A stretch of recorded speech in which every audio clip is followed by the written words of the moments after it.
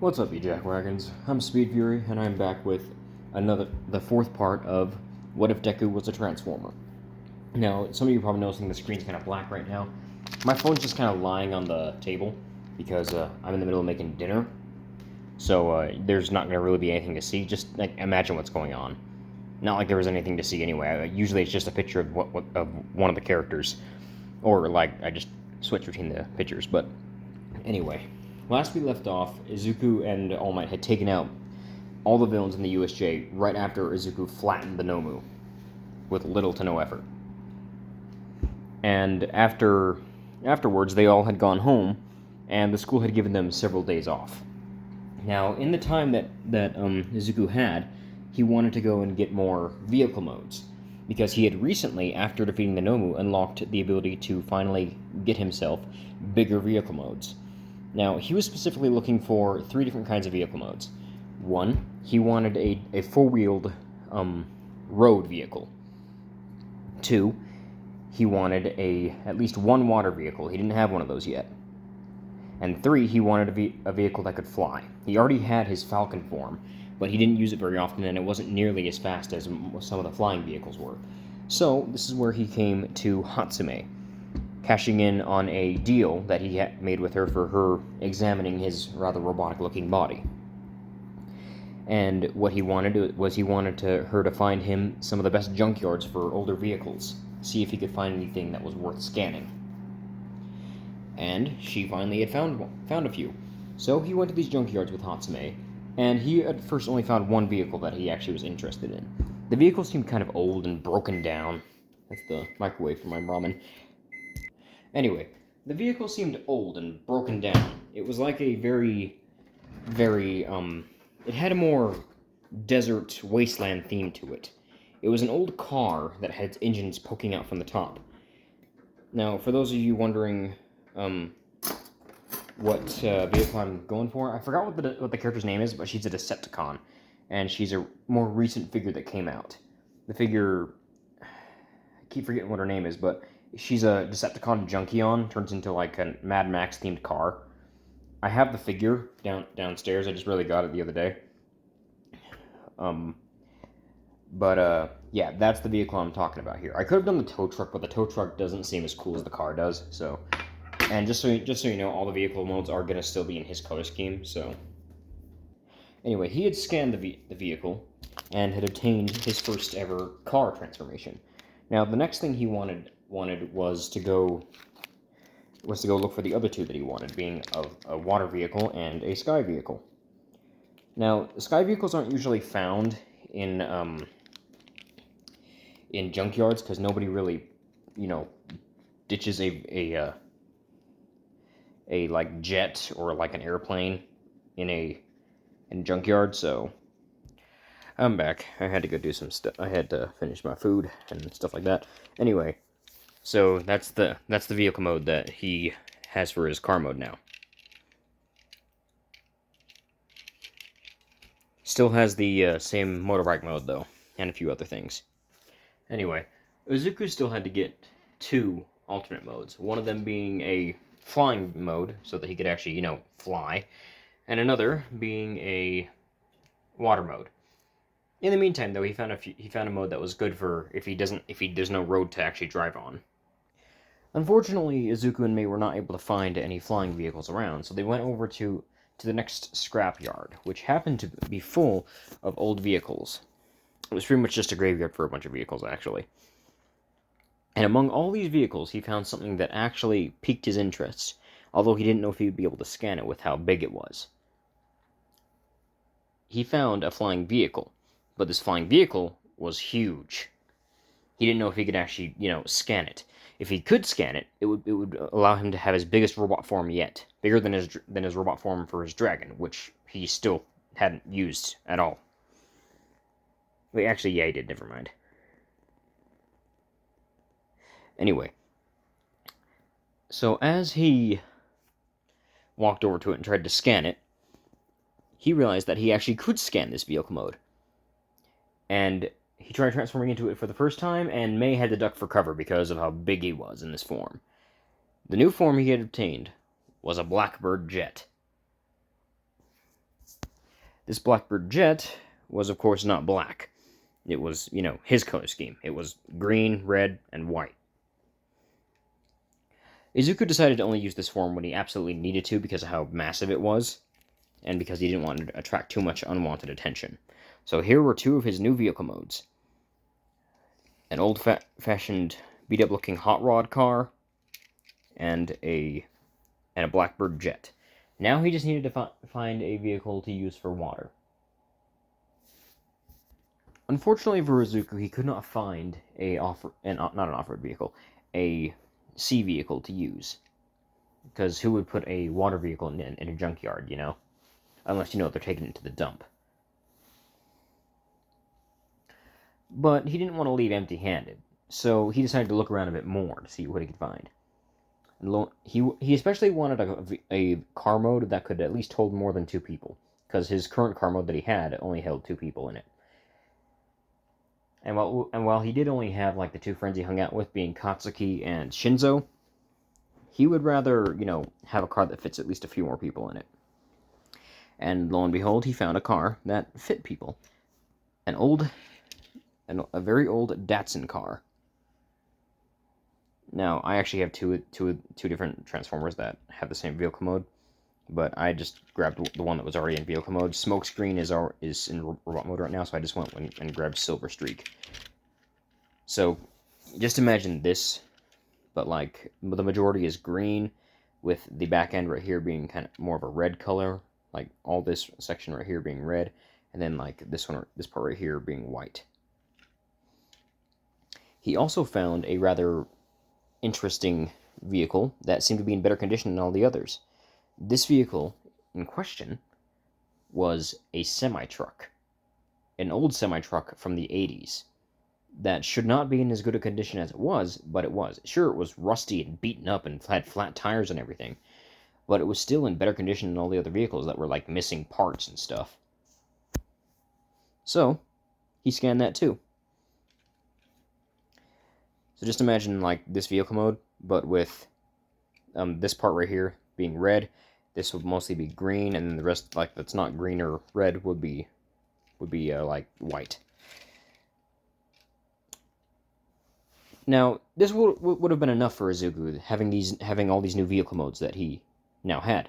But as he was about to leave, he noticed that there were 2 vehicles that were there that shouldn't be there.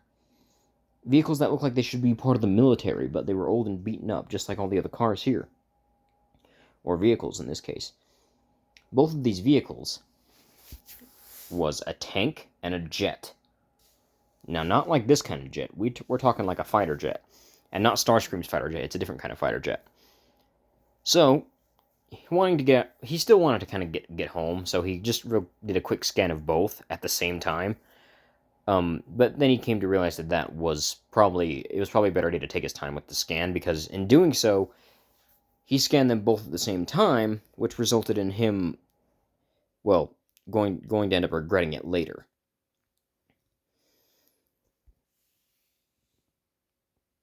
If you know, you know. The next day was they were told about the sports festival. And they went through the normal routine, and with everyone being excited for the sports festival, some being kind of worried that it might be a bad idea to do it directly after a villain attack. But overall, it was still going to happen. So as they were all heading to the door, they realized that the huge amount of students were blocking the door with a blonde with a rather what's the word I'm looking for? Arrogant smirk on his face. Not Katsuki. We're talking about Monoma here. And of course, he starts trash-talking the group, with Tetsu not really helping.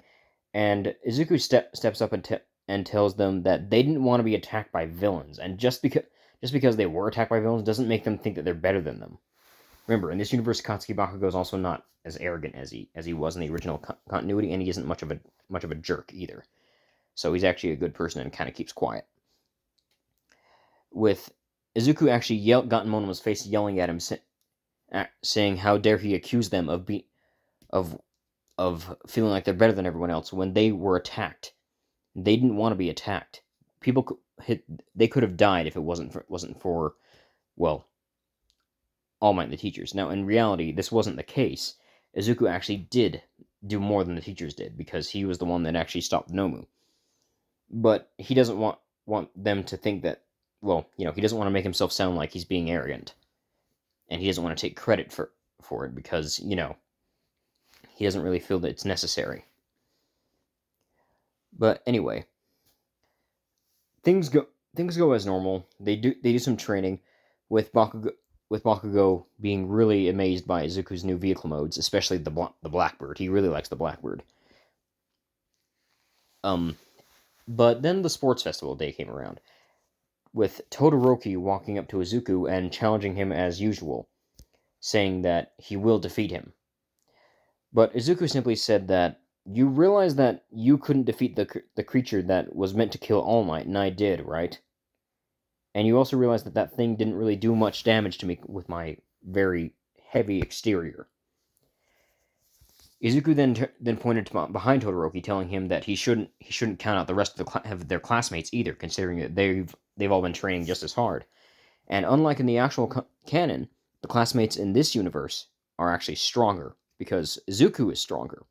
They see him as as motivation to get stronger, especially the ones such as Kaminari and Mineta. Now, normally they would be more concerned with dumb stuff like girls in Mineta's case, or um, being stupid in Kaminari's case.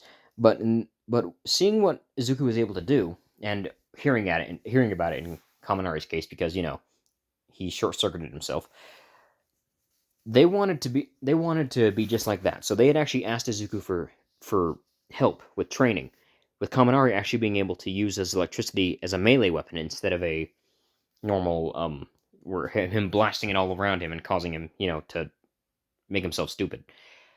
As for Mineta, he actually had evolved his quirk. Not only was his quirk able to have the normal properties that it had before, but he could actually make the balls explode into a sticky like substance that would trap enemies easier. He could also use the balls and actually, it's sort of a weird thing that he got the idea from Midoriya, where he sort of like puts them like on his he can control the stickiness now, so he puts them on like his feet and like his hands to give himself more of a maneuverability and stuff. Kind of like he's got super jumping abilities now, like Batroc the Leaper. That's a Marvel supervillain. He's not very well known. Anyway, things go pretty much normal with Izuku giving the speech this time. Him he didn't really give as the same kind of speech that Katsuki did, but he gave a speech that motivated everyone. I'm not good at writing speeches, so I'm not going to come up with one. I'll have to come up with one for the what if with where I'm in My Hero Academia, because I'll be the one doing that one, or the version of me from the My Hero Academia universe. Anyway, as the first event is about to start, everyone notices that Katsuki, Shinzo, and Izuku are all still standing there together. Like they're not like getting ready to like charge ahead or anything. But the odd part is how Izuku is where Katsuki and Shinzo are standing. They're standing far to his left and to his right. Most people didn't really think much of this because, and remember, not many of us actually seen his other modes yet. All anybody else knows is that he just turns into the motorcycle. That's his only main vehicle mode that he uses. As soon as the festival started, Izuku transformed into his motorcycle form. Now, why didn't he turn to his car mode? Because for one, remember the hallway that they're going to go through is really tiny, so it wouldn't be a good idea to turn to a car mode just yet. With both Shinzo and Bakugo hopping on, the motorcycle drove right through the crowd, with some people having to jump out of the way because of the motorcycle's speed, and just went through the tunnel without any trouble. Because Todoroki wasn't actually able to pull off his ice attack because he had to jump out of the way too. Izuku deliberately actually trying to run into him so that he wouldn't try that. He could already see that he was going to try something. But right as they got out, they noticed that there were zero pointers. Lots and lots of zero pointers. Izuku, immediately knowing what he had to do, let his two friends off and transformed his robot into his robot form that was the one that he would have for this one here, because it was the biggest one he had. And he just punched both of the zero pointers, knocking their heads clean off. He left one more still still standing, and ran past, shrinking down and transforming it into into one of his other vehicle modes, being this car. What he didn't notice though was Mineta actually latching onto his roof with his sticky balls. Phrasing. When Izuku transformed back, Mineta was actually still attached to his roof, so he was kind of stuck there, and Izuku still didn't notice because he can't really feel it sometimes. Izuku then come to the pitfall area. Now, he could have used the jet form that he had right here, or his other jet form, which he hadn't actually used yet at all. But because of the fact that he didn't want to knock anybody off who was also there, because there were a few students that actually caught up to him by now, he used his Falcon form instead. And this time he actually noticed Mineta was still latching onto him because he was smaller now. Mineta was very noticeable. Mineta almost fell off, but Izuku had actually used his talents to grab him before he fell all the way. He's still strong enough to hold him in this form. He dropped Mineta off on the other end and kept going, transforming back to his motorcycle form to get more speed. He then came to the minefield. He could have easily just flown over this one too, but he decided to... Actually, no, he does fly over it because, he would leave a path for everybody else if he did the other option. It pretty much made it kind of easy for him on the first round. When everybody else came, Todoroki came in fourth, Bakugo came in second, and Shinzo came in third. And, let's see. There was also a few other people that actually had made it through. Monoma was not one of them. I don't like that motherfucker. Anyway, for the cavalry battle this time around, Izuku's team consists of him, Bakugo, Shinzo, and as for the third member, I'm going to say it'll be... Let's say it's Setsuna Tokage. Why am I doing her? Well, because... Phrasing again. Why am I having her be Izuku's fourth member of his team? Well, simple. Because she likes reptile things. And which is obvious by her choice of quirk name, which is Lizard Tail Splitter. And hearing that Izuku can transform into a dragon, that's cool. So of course she joins them, with Mei Hatsume joining Todoroki's team instead. Now, I'd say this goes like it does normally, but remember, they have a Transformer on their team. So Izuku takes on a transformation that nobody had seen him use yet, and this time he's not the one wearing the bandana. He actually has Setsuna wearing the bandana, and he has everybody else riding on his shoulders. Because he transformed into his robot form that matched his semi-truck form, which is still one of his bigger forms. Now, this, of course, made it hard for anybody to reach him, and anytime Todoroki tried to get up to him using his ice, it was immediately blasted apart by one of Izuku's arm cannons, or hand cannons, I guess, because his hands turned into guns and stuff. And this, of course, angered a lot of people that they couldn't actually reach him, and even Tenya Ida's reciprocal burst didn't do anything because he actually needed a ramp, and the instant Todoroki tried to make a ramp, it was blasted apart by Izuku, with Izuku kind of carrying his team, both literally and metaphorically.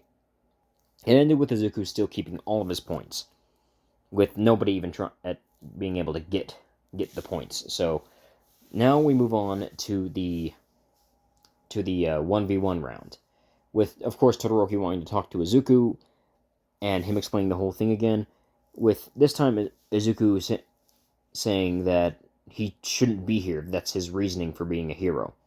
This time, remember, Izuku in this universe isn't even close to being timid anymore. He's very, very straightforward, and he's not afraid to speak his mind. He tells Todoroki that if he's here only because he wants to spite his father and not because he wants to be a hero, then he really shouldn't be here. And that surpassing All Might is already going to be difficult for him. Because 1, he's half-assing it. 2, it's All Might. Todoroki can't beat Izuku, and Izuku can actually stand up to All Might a little bit. And on top of that, just because you were told you were born with a strong quirk, that doesn't mean that you immediately are stronger than All Might. He had to knock that into Bakugo quite a few times. Izuku told Todoroki that he's not here being the hero he wants to be. He's here still being the hero that his father wants him to be. Shoto was angered by this, telling him what that's supposed to mean. Izuku said, if you wanted to be the hero you wanted to be, you'd be coming here using all the power you could and pursuing your own path. Instead, you're pursuing the path that your father chose for you, but you're still doing it. But you're doing it with like half the power that you were born with. Todoroki tells him that he will never use his father's quirk, with Izuku responding with, "Then what's going to happen when one day that quirk could save someone's life, and because of your petty and because you're here just to spite your father, and because you want to spite your father when you're out there in the field, and you won't use your fire, that person will die, and it'll be your fault. It'll be on your hands." Izuku then tells him something that shakes Todoroki to his core. Heroes are not meant to be here to show how powerful they are. Heroes are meant to protect people. That's it. That's how it should always be. Even though not all heroes are like that nowadays, that's how they should be. If you don't want to be like your father, stop acting like him. With that, Izuku walks away, getting ready for the matches. So all the matches are still the same as in canon, except for a few changes. For starters, I'm replacing a few of the 1A class because I think some of the 1B class didn't really get much screen time in the sports festival. So the Class 1A members that are still involved are, of course, the important characters such as Bakugo, Shinzo, because he's in 1A in this universe.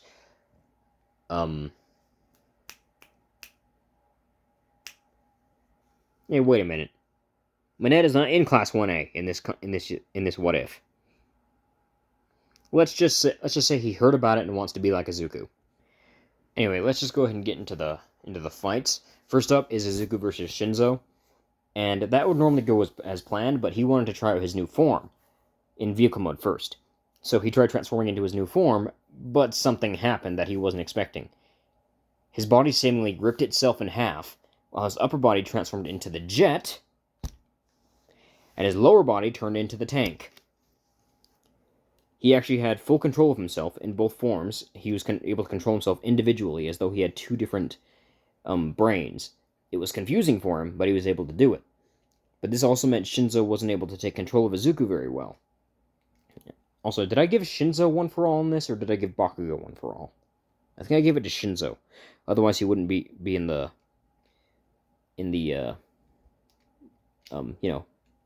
Class 1A, I don't think. Anyway, every time Shinzo tried to take control of one, the other one would be blasting at him with cannons or trying to like knock him out of the stadium from the air. Eventually, Izuku had merged back together and transformed back into his robot form, which had, of course, his legs being the treads and his upper body being the jet. He actually was able to. He actually just sort of went over to Shinzo, picked him up, and tossed him out of the ring. Even though Shinzo was using, like, one for all, it wasn't really doing much damage to his body. Now, All Might is actually able to take on Izuku, but remember, Shinzo still doesn't have full access to one for all yet, so he's not able to, like, go toe-to-toe with Izuku like All Might is. And even then, they're kind of evenly matched, almost. Anyway, the next rounds go as follows in canon, with everything going as normal, except, Uraraka is less scraped up than she normally is. As for the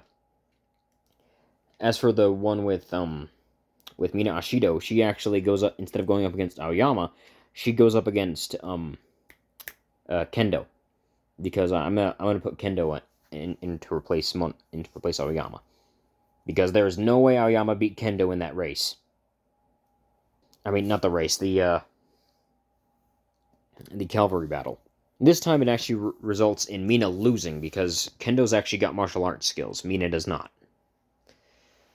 The next round was with Izuku and Todoroki.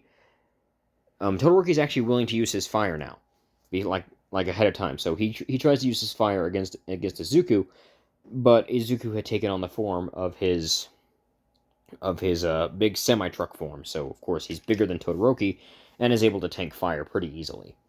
Pretty much all of his modes can take fire pretty easily, but the bigger ones take it way easier. Izuku pretty much kind of like blitzes his whole way to the top, but when it gets to the to the final fight between him and Bakugo, this is where things actually change, because Izuku actually takes on his motorcycle form for this. And unlike in the actual canon, Bakugo isn't too concerned with being like the best, and he doesn't get mad at people like not giving it their all. Izuku turned into his motorcycle form specifically because he wants to fight Bakugo sort of on a 1v1 scenario, because they've known each other their entire life, and Bakugo kind of wants to do the same. So they fight it out, and Bakugo actually almost wins because he's actually gotten a lot stronger than he is in the canon. He's able to actually shoot explosions from his feet and actually fly easier doing that. Eventually, Izuku does win, but barely, by knocking Bakugo out with a heavy punch to the head. Now that the sports festival is, of course, over, Izuku decides to just kind of like chill for a bit, hang out with his friends and stuff. He goes and decides to prepare for his internships, and as well as come up with a hero name. It took him a while, but he eventually came up with the perfect hero name. And when the time came for him to display it in class, he came up with the name Multicog. He didn't know why he came up with this name, but it just felt right to him, because he could turn into multiple things, and he actually didn't know where the cog part came from. If you're wondering where it came from, it actually comes from the T-cog, which is what the Transformers used to transform. Now, who does he intern with? Because he's not doesn't have one for all, so he's not interning with Gran Torino like he did last time. That's going to Shinzo. So who's he going to be interning with this time? Well, he actually decides to intern with Manuel. Now, why does he decide to intern with Manuel? Because he's been keeping an eye on Ida and knows what's going through his head right now. So he's going to with Manuel to keep an eye on Ida. Now, why is he doing this instead of going to a pro hero that could actually help him? Well, for one, he's already way ahead of his class in terms of strength and everything else, and he's already like got a very level head. Because remember, he's like a combination of organic and robot, so he's got somewhat of a supercomputer brain going on in there. Now, of course, as usual, the attack on Hosu goes down, and Ida runs off, but Izuku actually follows him, and actually gets permission from Manuel to fight in case Ida gets himself put in trouble.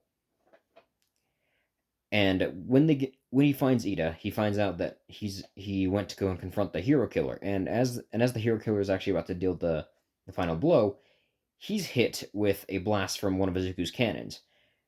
Now, the hero killer can't actually do anything to Izuku because his power is only blood curdle, and that means like his quirks like not very physical, or like not really helpful when it comes to brute force. And none of his swords can actually cut through Izuku's skin because of what he's made of. Izuku actually just takes on his semi-truck form and just kind of like pins Stain to the wall. Not with Stain not really being able to do anything because of the massive size difference and because of the fact that his swords can't do anything. Stain is then taken in, and of course that's kind of like the end of what happens there. The next part we're gonna finish off with like them going to the pool, like they do in canon, but this time while they're at the pool. Well, actually, wait, no, I completely forgot about the Eye Island part, where Izuku goes to Eye Island. Now he actually gets to go to Eye Island because he comes first in the entrance exam. I mean, first in the what's it called? The sports festival. And the two people that came in second and third were Bakugo, Momo Yaoyorozu, because Tokoyami actually wasn't in the fighting parts. It was replaced with Kendo and Kendo. And Bakugo actually chose to bring Shinzo with him for his invitation because he got an invitation too. Actually, wait, no. Brought Izuku brought Setsuna with him, because Setsuna, as thanks for her joining his team and offering to be on his team. All Might bring Shinzo because Shinzo's the one for all user, and like usual, Bakugo brings Kirishima because Kirishima is one of his other closer friends. Now things go as they normally do up until Izuku meets back up with Shinzo at Eye Island, and Shinzo is with Melissa Shield at the time. And Melissa Shield, seeing Izuku's rather odd metallic robotic state, is immediately intrigued by him, and immediately starts asking him questions about how his quirk works and everything, with him telling her as much as he can. Now, normally this is around the time where Uraraka gets jealous, but in this universe, Uraraka actually doesn't have feelings towards Izuku. But guess who does? Setsuna. And these feelings actually started when Izuku actually invited her to the Island Expo. And because she's right there, she immediately, instead of actually getting jealous and like showing it, she actually starts teasing the two of them, with Melissa saying that she's not actually interested in him like that, and Izuku saying the same, with rather, a matter of fact tone. Setsuna, unfortunately, is disappointed at the fact that her teasing didn't work, but also happy at the fact that she still has a chance with Izuku, despite the fact that even when in his smallest form, he's still a little bit big, like in height. From then on, things go as normal, with them being invited to like the big party, but then like the people, those like one guy's the Wolfram dude, hit him coming and trying to take it over, with David Shield wanting to save All Might with the device. But unlike in canon, Wolfram doesn't actually get away with David Shield, because Izuku, him being basically what is essentially a better robot than all the other robots on the island, he pretty much just blitzes everything in the area and uses his Blackbird jet mode, has everybody get in the jet, well, get inside of him, I guess, and he flies to the top where they're supposed to be, and then lets everybody out, and he transforms back into his motorcycle robot form. And he actually puts a stop to Wolfram right off the bat, because Wolfram's quirk doesn't actually work on him, and before anything else, he actually crushes the device, which actually doesn't really sit well with David Shield, but Izuku told him it's better to be crushed than to have it fall into the enemy hands, and him also telling him that that maybe you should talk to All Might about what's going on with him. With Izuku also telling All Might that he needs to stop hiding the secret from his what is essentially his best friend. Unfortunately, David is still forced to go to jail for a little bit, and Melissa Shield actually has to go back to Tokyo with everybody else, thanks to All Might agreeing to actually look after her for a bit. That is where we're going to end it for this one.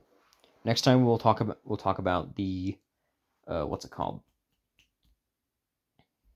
The summer camp arc, and of course the Kamino incident. See you next time.